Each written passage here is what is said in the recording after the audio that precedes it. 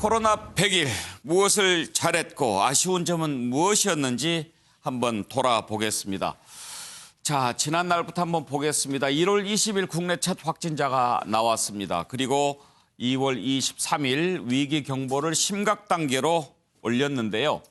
이전에 무슨 일이 있었냐면 2월 18일에 대구에 첫 확진 환자가 나왔고 2월 29일에는 환자가 계속 늘어나면서 지금까지 가장 많았던 하루 909명의 확진자가 발생하기도 했습니다. 이때만 해도 정말 의료 시스템이 무너지는 것 아니냐 하는 그런 우려의 순간도 있었습니다. 마스크가 부족해서 많은 사람들이 줄을 서서 마스크를 사야 했고 대구 경북 특별히 심각해서 3월 15일 특별 재난 지역으로 지정이 되기도 했습니다. 이후 정말 헌신적인 노력을 통해서 조금씩 줄어들기 시작했고 드디어 3월 30일에는 사상 처음으로 온라인 개학을 했습니다. 자, 4월 3일자로 확진자가 10,000명을 넘어섰지만 그대로 계속적으로 완치율도 높아져서 지금은 이제 완치율이 상당히 높아졌습니다. 이제 곧 확진자 제로, 완치율 100% 멀지 않았음을 믿습니다. 전 세계가 한국을 방역 모범 국가로 인정하고 어떻게 하면 한국과 같이 코로나를 다스릴 수 있을까 배우려고 노력합니다. 자, 우리가 방금 인사했듯이 정말 의료진 덕택입니다. 국민 덕택입니다. 감사드립니다. 지난날 한번 돌아보겠습니다. 영상 보시죠.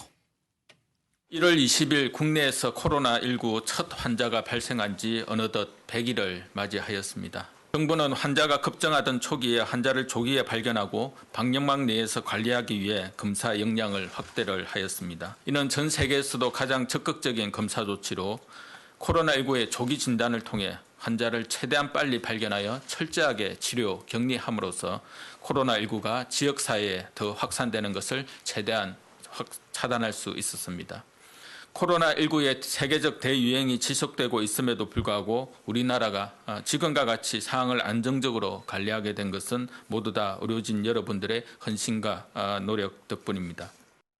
맑고 따뜻한 봄 날씨가 계속되고 있고 긴 연휴 기간도 다가오고 있지만 5월 5일까지는 사회적 거리두기가 실시되고 있으므로 가급적 모임, 행사, 여행 등은 자제하여 주시고 야외 체육시설을 이용하는 경우에도 전후 친목 모임이나 회식 등은 삼가 주실 것을 거듭 간곡히 요청드립니다.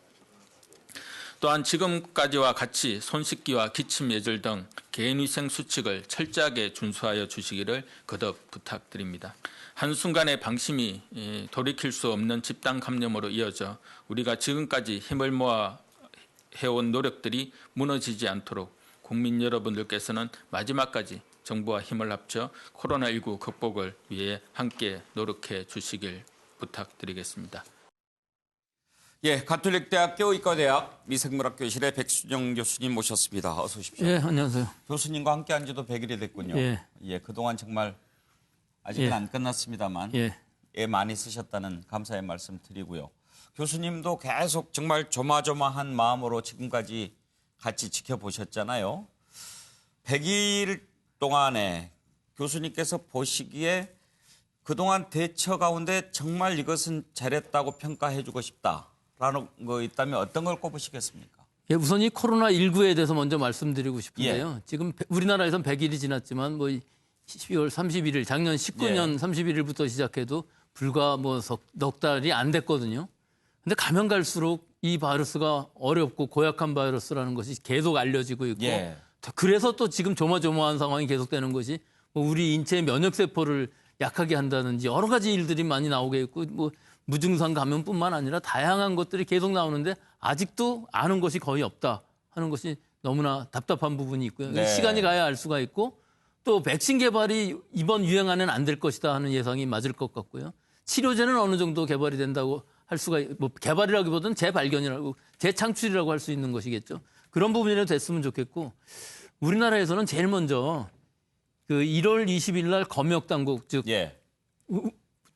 공항에서 입국하는 첫 중국 관광객 환자를 찾아냈다는 것이 대단했던 것 같습니다. 그것으로부터 지역사회 전파를 막을 수 있었던 부분이 분명히 있었으니까요. 그리고 진단키트를 빨리 개발을 해갖고 빠른 진단을 할 수가 있었고 사실은 31번 환자가 나올 때까지 뭐 29번, 30번도 물론 감염원은 몰랐습니다만은 투명한 정보 공개로 모든 국민이 동선을 다 알 수 있게끔 했고 감염원이 다 확실했었다 하는 것이죠. 그런데 31번 환자가 나오면서부터는 감염원은 이제 알 수가 없었지만 예. 이 감염원으로부터 시작하는 동선에 이 31번 환자가 노출된 부분들을 찾아내서 격리하고 지금 말씀하신 것처럼 진단하고 또 치료하고 하는 것 때문에 숫자가 2월 29일 날 909명이 가는데 예. 이 정도면 굉장히 폭발적이고 세계에서 2위였거든요. 이 시기에. 그랬죠. 그런데도 불구하고 계속 찾아내고 격리하고 또 치료했다 하는 것이 아주 대단한 방역당국의 성과라고 볼 수가 있고요. 이로 인해서 우리 지역사회 전파가 그만큼 억제가 되었고 예. 사실은 많이 잡을 수 있었다는 부분이 있는데 저는 좀 운이 좋았다는 부분도 분명히 있을 수가 있을 것 운이 같아요. 좋았다? 예.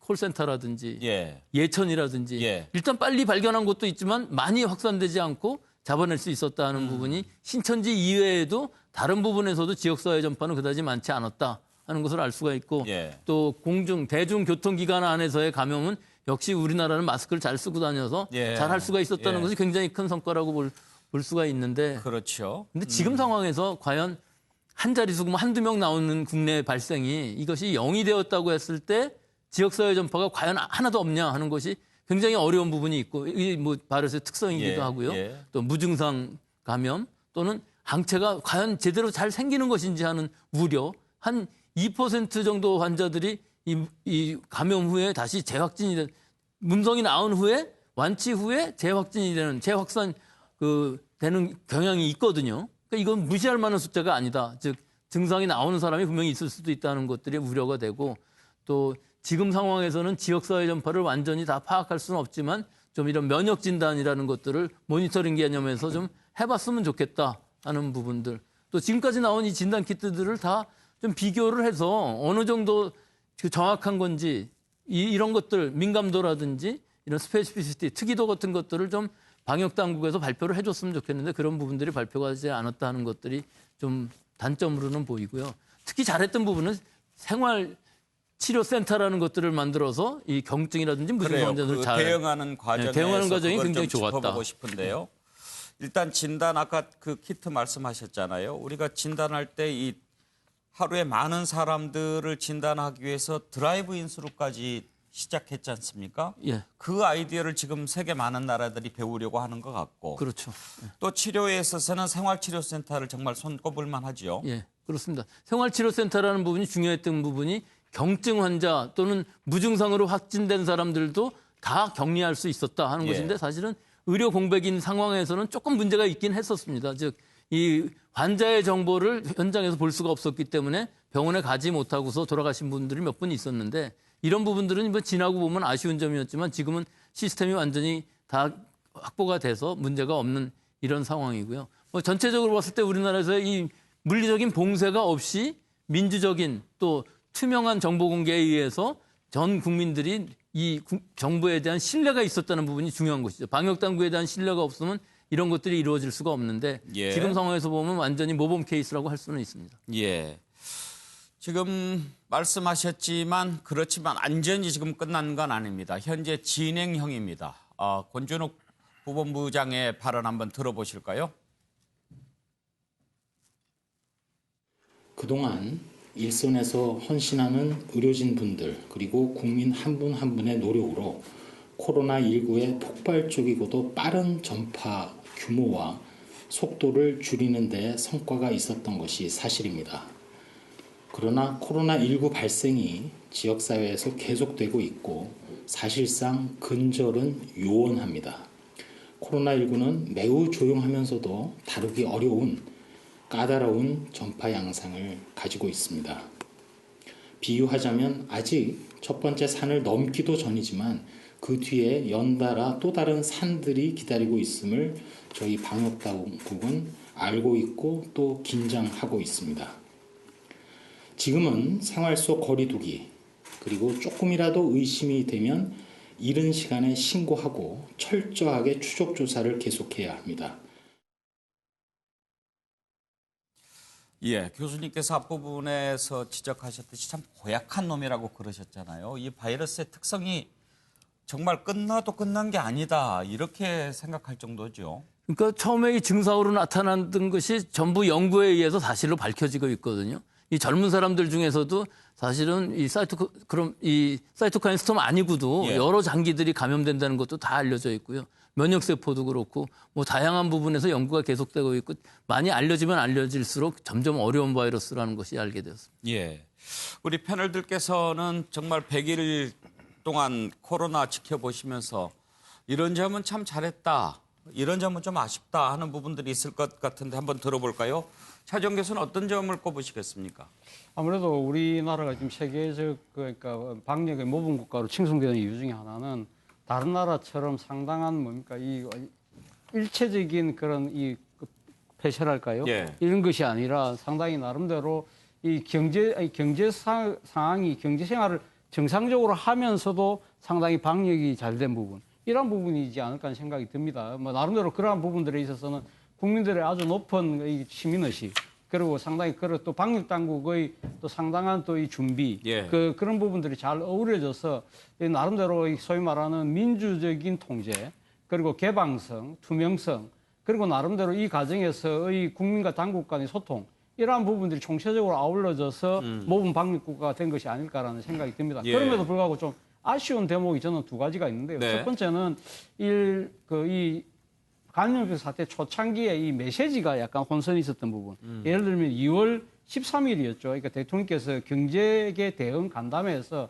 코로나19가 곧 종식되기 머지않아 종식될 네. 것이다 이야기를 했고 그때 이 강민석 청와대 대변인이 이미 이야기를 했습니다. 일상으로 돌아가도 된다는 판단에서 한 말이라고 그랬는데 바로 다시 뒤에 그래요. 신천지에서 그 사건이 터지면서 상당히 국민들이 상당히 나름대로 안심하고 있다가 그런 대규모 집단 감염 예. 사태가 터지면서 상당히 나름대로는 일종의 좀 패닉 상태 예. 비슷하게 좀 그랬던 측면 이런 부분들에 있어서 조금 더 신중하게 상황을 분석하고 난 뒤에 했으면 어땠을까 하는 바람이 있고 또 하나는 이 마스크 수거과 관련된 초창기에 그러니까 예. 이 대란 이 부분은 그래서 뭐 오부제를 통해서 상당히 작긴 했습니다만 그 두 가지가 좀 제가 생각해서 옥의 티가 아니었을까 하는 생각이 듭니다. 그래요. 또 그런 실수, 실패 우리가 또 싱가포르에서도 좀 봤지요. 장성철 소장 사실 뭐 꼭 코로나가 표심을 크게 좌우한 것은 아니지만 코로나 대응이 총선 민심에 반영된 게 꽤 있었다고 봐야죠. 그렇습니다. 맨 처음에 코로나 위기 상황이 있을 때 이걸로 상당히 정부 여당이 힘들지 모르겠다. 그랬다가 오히려 나중에 대응 칭찬받으면서 도움된 측면도 있었죠. 맞습니다. 어차피 대처를 잘못하면 여당에게 불리했을 거고 대처를 잘했으면 여당에게 유리할 거다라고 많은 분들이 처음에 얘기하셨었고요. 저는 잘한 것은 예. 전문가들에게 맡긴 것은 너무 잘했다라는 아. 것하고 못한 것은 교수님 말씀하셨던 것처럼 마스크 문제입니다. 1월 20일 날 첫 확진자가 나오고 설날 연휴가 지난 다음에 1월 28일부터 정부에서는 마스크를 끼라고 그렇게 계속 얘기를 했었습니다. 근데 많은 분들이 마스크 살 수가 없다라고 하소연을 했는데도 불구하고 마스크 공적 마스크로 정부가 조치를 취한 거는 3월 9일입니다. 50일 동안 마스크 때문에 많은 국민들이 어려움을 겪으셨는데 그 부분을 미리 좀 해결하지 못하고 대처하지 못한 것 그것이 좀 상당히 아쉽고요. 잘한 것은 이제 초창기에는 대통령과 국무총리가 상당히 좀 여러 가지 혼선스러운 얘기를 많이 하셨는데 예. 그런 이후에 질병관리본부장이라든지 보건복지부 장관이라든지 이런 본부를 만들어서 전문가분들이 대처하고 브리핑을 하고 또한 여러 가지 사항을 알려주게 만든 것 그것은 정말 잘하신 것 같다. 예. 이런 코로나 방역과 대처에 정치적인 영역을 뺀 것은 정말 잘한 일이다라고 말씀드립니다. 우리가 지금까지 잘 대처한 것 또 못했던 부분 따져볼 이유는 이 코로나19 바이러스가 지금 끝나도 끝난 게 아니고 겨울이 되면 또다시 유행할 가능성이 있다라는 것 때문입니다. 그래서 우리가 지금 충분히 들여다봐야 다시 같은 실수를 반복하지 않겠지요. 교수님께서 보시기에 아쉬웠던 점은 어떤 점이었습니까? 예, 역시 그 컨트롤 타워가 이제 잘 하기는 했었는데 이게 자꾸 정치권의 정치적인 논리가 좀 들어와서 이 방역 당국에서 좀 혼선을 빚을 수 있었던 부분이 좀 아쉬웠던 부분인 것 같습니다. 네. 서정욱 변호사께서는 어떤 점 생각납니까? 저는 이제 그 코로나 극복에요. 가장 이게 1등은 성숙한 시민의식, 국민이 예. 1등이고, 예. 그다음에 의료진하고 의료 체계 있잖아요. 이게 2등이고 그다음에 그 질병관리본부 있잖아요. 정은경 정부도 이게 잘한 거는 잘한 거예요. 이런 이제 세 가지는 잘했다고 보이고 제가 가장 이게 아쉬운 거는요. 재난지원금입니다. 재난지원금 이게 그 앞으로도 이런 일이 생길 수도 있지만 도저히 한 목소리가 안 나와요. 예를 들어 이제 청와대나 기재부, 그다음에 여당, 그리고 이게 지자체 이런 데 혼연일체 한 목소리가 나와야 되는데 지금까지 이게 혼선을 거듭하고 있잖아요. 이 부분에 이게 반드시 짚어봐야 된다 이렇게 봅니다. 예. 형은택 대변인 의견 들어볼까요? 뭐 앞에 분들이 다 얘기하셨어요. 저도 다 공감하거든요. 왜냐하면 근데 아마 저는 이 바이러스란 결국 보이지 않는 적이잖아요. 그거를 볼 수 있는 거는 결국 진단키트. 저는 아마 진단키트를 신속하게 승인하고 더 중요한 거는 우리 의료 시스템이 기본적으로 본인의 증상만 있으면 의사가 진단만 하면 검사할 수 있게 한 게 이게 제가 보기엔 외국하고 가장 큰 차이인 것 같아요. 외국 같은 경우에는 특히 일본은 뭐 세네 번 고열이 나도 검사를 못 하잖아요. 미국 같은 경우에도 본인이 아프다 해도 진단을 안 해주고 있는데 우리나라 어쨌든 전국민 의료보험이 되고 있고 그다음에 이런 어떤 그러니까 의사가 판단했을 때 필요하다면 검사할 수 있게 한 거. 더 중요한 거는요. 이게 하루에 한 15,000건 정도 검사를 하고 있는데 그걸 소화해낸다는 거죠. 그게 더 중요하다고 봐요. 검사를 해도 그거를 소화해서 확진할 진단을 할 수 있는 사람들이 없으면 안 되는 거거든요. 그만큼 어찌 보면 우리나라의 기본적인 그 검진 시스템이 돼 있다. 저는 그거를 높이 평가하고 싶고요. 네. 아쉬운 거는 이제 지금 다 말씀하셨습니다만 결국 마스크 문제가 이제 공급은 결국은 공적으로 했잖아요. 저는 아마 초창기에 우리도 패널로 많이 나와 얘기했지만 생산도 좀 공적으로 하면 어떠냐 이런 얘기 나왔어요. 예. 생산은 예. 사기업에 맡기고 그거를 정부에서 사서 공급하는 데는 어느 한계가 있었기 때문에 당시에도 뭐 하루에 1,000만 개 이렇게 생산량이 있었지만 그거를 좀 공적으로 했으면 어땠을까라는 네. 아쉬운 생각이 좀 있습니다. 예. 자, 지금 이제 진정세로 접어들었지만 방역 당국은 내일 모레 4월 30일 부처님 오신 날부터 5월 5일 어린이날까지 이어지는 이 황금 연휴 기간이 정말 분기점이 될 것으로 전망하고 있습니다. 이 기간을 얼마나 잘 넘기느냐에 따라서 성패가 달린다 할 정도로 지금 보고 있는데요. 김강립 차관의 발언 내용 좀 듣고 얘기 나눠보겠습니다. 많은 국민들께서 4월 말 5월 초의 연휴 기간에 여행이나 모임을 준비하고 계실 것으로 예상합니다. 물리적 거리가 가까워질수록 코로나19의 전파 가능성도 덩달아 높아진다는 점을 기억해 주시기 바랍니다. 이번 연휴 기간이 생활 방역으로 전환할 수 있을지를 가늠하는 중대한 고비라는 점을 인식하고 나와 우리 가족, 우리 사회를 위한 방역 책임자라는 생각으로 함께 노력해 주실 것을 간곡히 요청드립니다. 예, 교수님 연휴 기간 특별히 좀 신경 써야 될 게 있다면 어떤 점일까요? 예, 지금까지 우리가 잘 해오던 뭐 여러 가지 거리두기, 사회적 거리두기라든지 마스크 쓰기, 손 씻기 이런 것들은 기본적으로 더 철저히 해야 되겠습니다만 실제로 지금 연휴 기간이 이렇게 되면은 밖으로 나가고 싶은 것도 분명히 맞고요. 그럴 경우에 행동에 있어서 가족 단위로 나가는 것 정도는 괜찮지만 뭐 친구들 모여서 간다든지 동호회에서 간다든지 하는 것들은 가급적 한두 두 주만이라도 피해 주시면 좋을 것 같고요. 예. 또 한 가지는 이 젊은 사람들이 밀폐된 공간, 특히 뭐 이런 클럽이라든지 또는 유흥주점 같은 데에서 많은 사람들이 모이는 것들은 당분간만 좀 피해 주시면은 네. 이 기간을 넘어갈 수 있을 것 같은데 이런 부분들이 지금 잘 안 되고 있는 부분들이 있고 실제로 일어나고 있는 일들이 있어서 그런 부분들이 좀 아쉬운 부분들이 있기 때문에 앞으로 이런 부분에 주의를 좀 해주시면은 특히 젊은 층 경증 무증상으로 끝나지 않을 수 있다는 것을 꼭 명심하시기 바랍니다.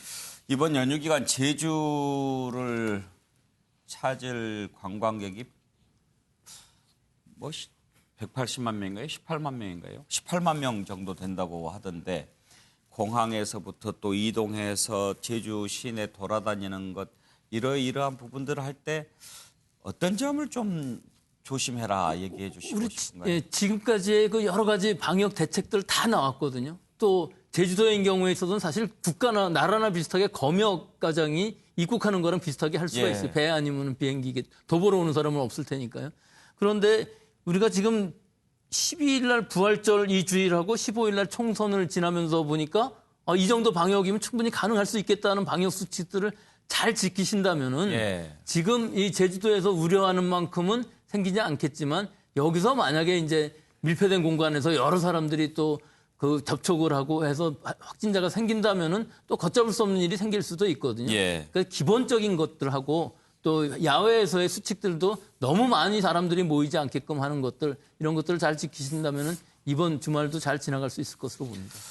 등교 계약과 관련해서 지금 5월 3일쯤 정부가 계획을 발표할 예정이라고 하는데 이제 이 정도면은 일단 고등학교 3학년, 중학교 3학년이라도 먼저 좀 등교 계약을 시켜보면 어떨까 그런 생각을 하는 것 같아요.